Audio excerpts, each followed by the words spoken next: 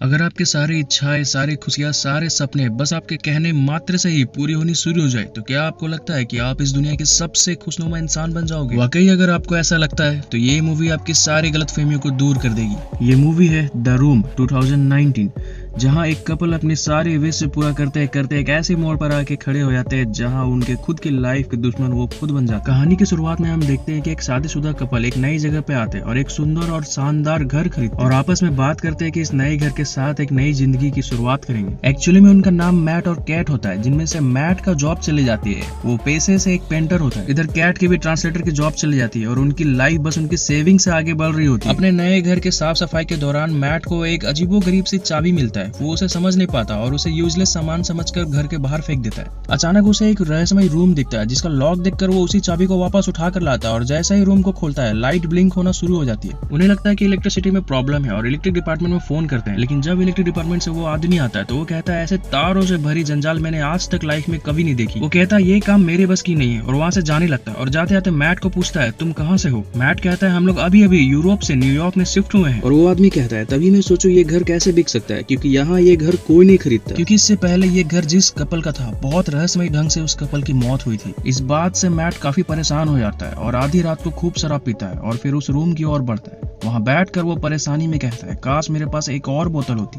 तभी वापस से लाइट ब्लिंक होना शुरू हो जाता है और अचानक उसे सामने वो एक दारू की बोतल दिखती है। मैट सोचता है कि ये कैसे हुआ, मेरे अलावा तो इस रूम में और कोई भी नहीं है। और उधर अगली सुबह कैट की नींद खुलती है। वो मैट को काफी खोजती है लेकिन मैट का कोई अता पता नहीं मिलता। वो फिर उसी रहस्यमय रूम की ओर बढ़ती है और देखती है कि मैट काफी सारी चीजों के साथ खुश हुआ पड़ा है। कैट घबराते हुए उससे पूछता है तुम ठीक तो हो? मैट कहता है तुम्हारी सबसे बड़ी इच्छा क्या है? कैट जवाब देती है एक अच्छी सी जॉब। मैट कहता है नहीं नहीं कोई चीज मांगो। कैट जवाब देती है कि फिलहाल तो हमें पैसे की जरूरत है, मुझे $1000 चाहिए, क्या तुम दोगे? मैट कहता है तुम बस देखती जाओ और तभी लाइट ब्लिंक होता है और सामने $1000 दिखता है। कैट मैट से पूछती है ये पैसे तुम्हें कहाँ से मिले?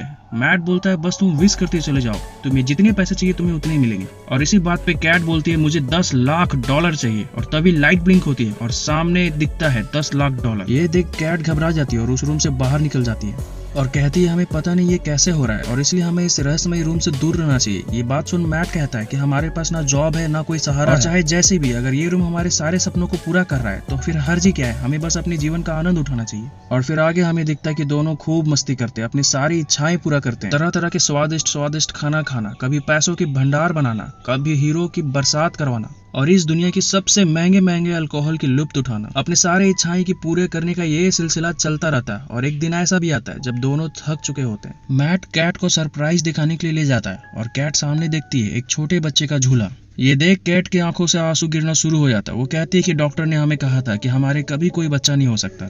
मैट काफी समझाता है क्यों ना हम फिर से कोशिश करें, लेकिन कैट कहती है कि मुझ में अब और साहस नहीं है, हमने काफी बार कोशिश किया लेकिन वही नतीजा निकला। इस बात से कैट काफी ज्यादा परेशान हो जाती है। उधर मैट थोड़ी देर के लिए घर से बाहर जाता है और जब लौटता है तो देखता है कि कैट एक छोटे बच्चे के साथ खेल रही होती है। ये देख मैट काफी परेशान हो जाता है। वो कहता है ये तुमने सही नहीं किया है, तुमने एक रूम से एक बच्चे को मांगा। कैट समझाती है हमारा बच्चा नहीं हो सकता, तो अगर ये रूम हमें एक बच्चा दे रहा है तो इसमें हर्जी क्या है? मैट कहता है ये असली बच्चा नहीं हो सकता, ये एक जादुई बच्चा है और इसलिए उन्हें ये बच्चा को लौटा देना चाहिए। मैट की जिद के कारण कैट उस बच्चे को वापस लौटाने को तैयार हो जाती है और रोते हुए उस रूम की ओर बढ़ती है। जैसे ही वो उस बच्चे को लौटाने की कोशिश करते हैं वो बच्चा काफी रोने लगता है और उसे रोता देखकर दोनों के अंदर की ममता जाग जाते हैं।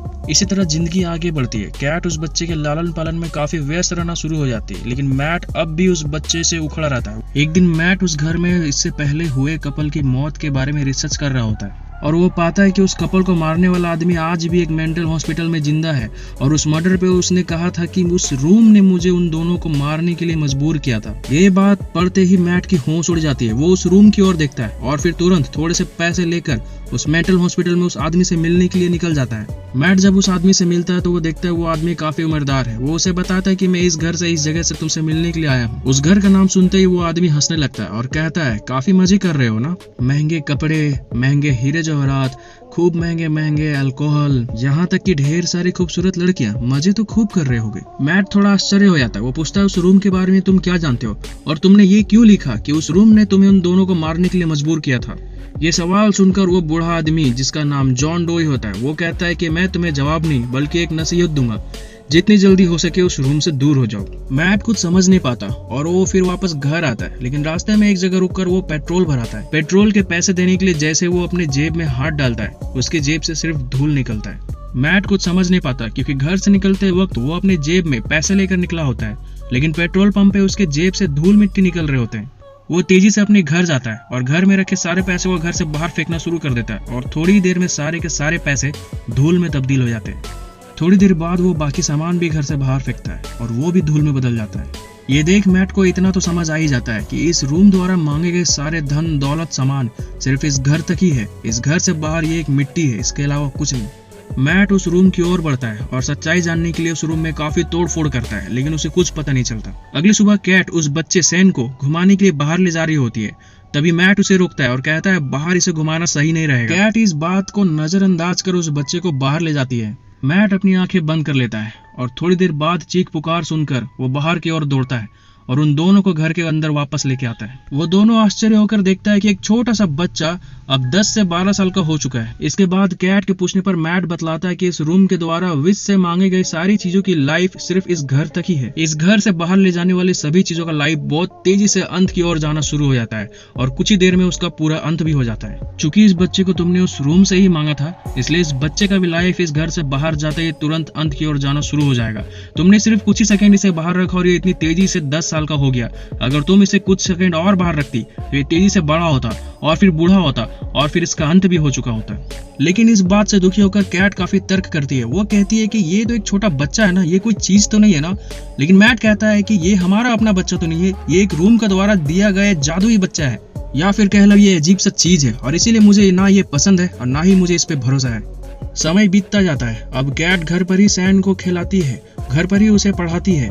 एक दिन मैट का एक कुरियर आता है, इसे लेने के लिए सैन बाहर की ओर दौड़ता है, लेकिन तभी कैट उसे रोक देती है। अब सैन सिर्फ खिड़की से ही बाहर की ओर देखा करता था और एक दिन मौका पाकर वो घर से बाहर निकलना चाह रहा होता है, लेकिन तभी कैट उसे रोक देती है। वो उस बच्चे को बचाने के लिए घर के सारे दरवाजे बाहर से बंद कर देती है और अब आना जाना खिड़की के माध्यम से होता है। एक रात सैन को नींद नहीं आता। वो कैट के पास आकर कहता है कि मैं तुम्हारे साथ सो सकता हूँ, और फिर वो पूछता है क्या तुम मुझसे प्यार करती हो। कैट कहती है हाँ मैं तुमसे प्यार करती हूँ। उसके बाद वो पूछता है क्या तुम मुझे छोड़कर चली जाओगी। कैट कहती है कभी नहीं। उधर अगली सुबह सैन बिना मैट से परमिशन लिए उसके पेंटिंग रूम में चला जाता है। इस बात से नाराज होकर मैट उसका टॉय तोड़ते हुए कहता है कि तुम मेरे लाइफ यहाँ तक कि मेरे रूम से भी दूर रहो।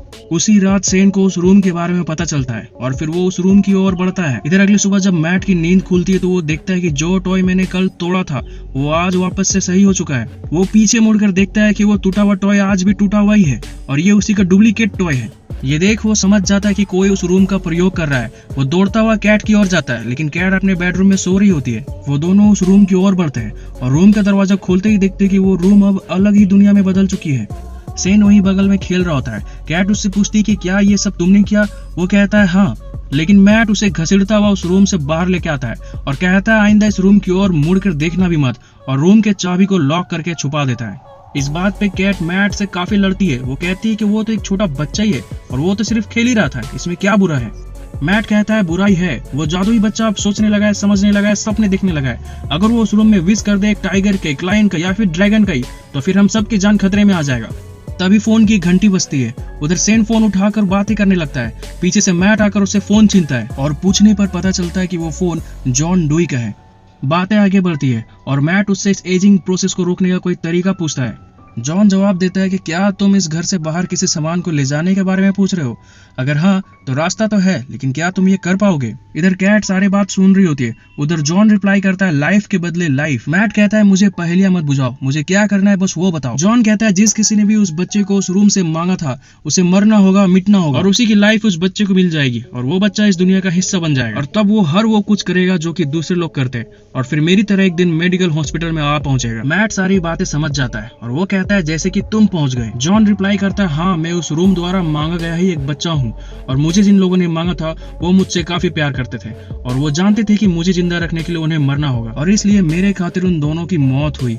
लेकिन तुम क्या करोगे? उस बच्चे को बचाने के लिए अपनी वाइफ को मारोगे या फिर अपनी वाइफ को बचाने के लिए उस बच्चे को मारोगे? उधर इतना सुनते ही कैट घर छोड़कर चली जाती है। कैट के घर छोड़कर जाने के बाद मैट काफी परेशान रहने लगता है। काफी कांटेक्ट के बाद भी जब कैट का कोई अता पता नहीं चलता तो मैट डिप्रेशन की ओर जाने लगता है। कुछ समय बाद सैन मैट के पास आता है और कैट के घर छोड़े जाने की वजह से वो मैट के साथ बहस शुरू कर देता है। तुम्हारे वजह से वो घर छोड़कर चली गई, तुम किसी से प्यार नहीं कर सकते और ना ही तुम मेरे पिता हो। बताओ मेरे पिता कहाँ है? तुमने जरूर उसे मार दिया है। मैट झल्ला उठता है और अपनी सारी भड़ास उस पर निकालना शुरू कर देता है। वो कहता है, हाँ मैं तुम्हारा पिता नहीं हूँ, क्योंकि तुम एक अजीब सी चीज हो। तुम्हारी वजह से कैट मुझे छोड़कर चली गई। क्या तुम्हारे पास 3 महीने से पहले की कोई भी मेमोरी है?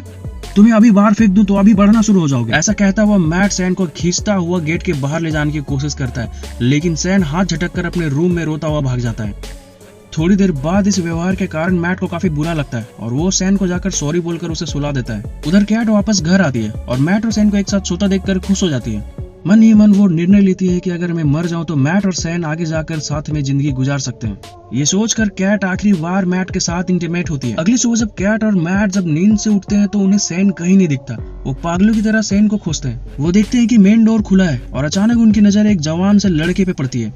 वो सैन ही होता है। वो कुछ सेकंड बाहर जाकर जवान होकर वापस घर आ चुका होता है। वहाँ हमें पता चलता है कि उसके मन में भी कैट के प्रति प्यार है और इसलिए वो मैट को मारकर रास्ते से हटा देना चाहता है। तभी कैट बीच में आ जाती है। सैन कहता है, तुम तो कहती थी तुम मुझसे प्यार करती हो, तुम तो कहती थी तुम मुझे छोड़कर कभी नहीं जाओगी, और फिर बहस होना शुरू हो जाता है। इसी बीच मौका पाकर मैट सैन के हाथ से वो बंदूक छीनने की कोशिश करता है और दोनों में हाथापाई शुरू हो जाती है। उनके इस झड़प में कैट को धक्का लग जाती है और वो वहाँ पे बेहोश हो जाती है। जब उसे होश आता है तो सामने मैट को देखती है। वो पूछती है, सैन कहाँ है? मैट जवाब देता है कि उसे झड़प में गोली लग गई और वो अब इस दुनिया में नहीं रहा। मैंने उसके बॉडी को घर के बाहर फेंक दिया। ये सुनकर कैट उसे देखने के लिए घर से बाहर जाती है, लेकिन उसे कहीं नहीं देख पाती। शायद अब वो खत्म हो चुका है। अगली सीन में कैट काफी उदास बैठी रहती है। वो मैट से कहती है कि अब हमें इस घर को छोड़ देना चाहिए। मैट उसकी इस बात से असहमत होते हुए कहता है कि हमारे पास तो कोई जॉब भी नहीं है, हम कहाँ जाएंगे, और बच्चे के जैसा खाना खा रहा होता है। ये देखकर कैट को उस पर संदेह होता है। तभी काफी कंफ्यूजन होती है। हम देखते हैं मैट कहीं और पड़ा हुआ है और जब वो होश में आता है तो कैट को काफी खोजता है। खोजता खोजता वो अंत में उसी रहस्यमय रूम की ओर जाता है और देखता है कि लाइट कंटिन्यूसली ब्लिंक होती जा रही है। इसका मतलब कोई जादू का यूज बराबर करता ही जा रहा है। वो रूम को खोलने की कोशिश करता है, लेकिन रूम अंदर से लॉक होने के कारण वो उसे खोल नहीं पाता। वो बगल से अंदर में ढुकने की कोशिश करता है, लेकिन तारों के जंजाल में वो फंस जाता है। इधर सैन, जो कि मैट का रूप लिए है, वो कैट के साथ बुरी हरकतें करना शुरू कर देता है। इधर काफी मुश्किलों के बाद मैट रूम के अंदर पहुंचता है और देखता है कि वो रूम अभी भी उस दूसरी दुनिया में बदली हुई है और वो वहाँ पर कैट को काफी ढूंढता है। ढूंढता हुआ उसकी नजर सेम उसके ही जैसा एक घर पे पड़ती है। वो उसी घर की ओर भागता है और फिर घर के अंदर जाता है। इधर कैट सैन से बचकर भाग रही होती है और फिर तीनों एक ही जगह पे टकराते हैं। दोनों दावे करते हैं कि मैं असली मैट हूँ और फिर थोड़ी देर बाद कैट एक को धक्का देकर नीचे गिरा देती है। दोनों उस घर से बाहर निकलने की कोशिश करते हैं, लेकिन बाहर जाने का असली रास्ता ही नहीं मिलता। कहानी यहाँ पे थोड़ी ट्विस्टेड है, इसलिए मैं आपकी थोड़ी सी कंफ्यूजन दूर करता हूँ। जब मैट और सैन के बीच झड़प हो रहा होता है तो वहाँ सैन नहीं बल्कि मैट को चोट लग जाती है और वो वहाँ पे बेहोश हो जाता है। इसका फायदा उठाकर सैन कैट को उठाकर उसी रूम में ले जाता है। उस रूम को दूसरी दुनिया में बदलकर वहाँ वैसे ही सेम घर विश करके बना देता है और रूम को अंदर से लॉक करके हमेशा के लिए कैट के साथ मैट बनकर उसी दुनिया में जीना चाह रहा होता है। अब इधर सैन को होश आ चुका होता है। वो देखता है कि दोनों अभी तक घर से बाहर नहीं निकल पाए और वो वहीं पे मैट को मार देता है। ये देख कैट पुतले की तरह खड़ी हो जाती है। अब सैन काफी खुश रहता है, लेकिन तभी वो देखता है कि दोनों घर से बाहर निकल के भाग रहे होते हैं और सामने खड़ी कैट नहीं बल्कि कैट का एक पुतला है। असल में जब सैन बेहोश हुआ रहता है तब कैट और मैट ने भी दिमाग लगाया होता है। असल में वो अपने हमशक्ल पुतले को वहाँ पे खड़ा कर देते हैं और इधर वो घर से बाहर निकलने के रास्ते खोज रहे होते हैं। कैट और मैट भागता हुआ उस रूम से बाहर निकलते हैं और इधर पीछे पीछे सैन भी आ पहुंचता है। अब वो असली दुनिया के असली घर में आ चुके हैं। दोनों वैसे ही जगह पे खड़े हो जाते हैं और सैन वैसे ही मारने के लिए चाकू लेकर दौड़ता है, लेकिन मैट काफी चालाकी से उसे बाहर निकाल देता है। कैट मौका देखते ही दरवाजा बंद कर देती है। सैन चीखता है, चिल्लाता है और काफी रिक्वेस्ट करता है, लेकिन इस बार कैट उसकी बातों में नहीं आती और दोनों आंखों के सामने सैन को बढ़ते देखते हैं। धीरे धीरे वो बूढ़ा होता है और फिर तुरंत उसका अंत हो जाता है। अगली सीन में हम देखते हैं कि अब काफी समय बीत चुका होता है। कैट और मैट वो घर छोड़ चुके होते हैं और अब वो एक छोटे से रूम रेंट पे लेके रह रहे होते हैं। अब मैट समझ जाता है कि बिना मेहनत किए सपने पूरे होने से उसका कोई महत्व नहीं। वह भगवान के बनाए इस नियम को समझता है और इस दुनिया में वापस आकर काफी खुश होता है। लेकिन वहीं कैट हमें काफी दुखी और परेशान दिखती है और फिर हमें पता चलता है कि उसके दुखी होने के कारण वो घर नहीं बल्कि उसका प्रेगनेंसी टेस्ट होता है, जिसमें वो पाती है कि वो अब माँ बनने वाली है, क्योंकि डॉक्टर ने तो कुछ और कहा था। तो फिर ये बच्चा कैसे और किसका है? इसी रहस्य के साथ ये मूवी यहाँ पे खत्म होती है। ये वीडियो आपको कैसी लगी? अगर अच्छी लगी तो प्लीज कमेंट करके हमें बताएं और लाइक शेयर सब्सक्राइब करना ना भूलें।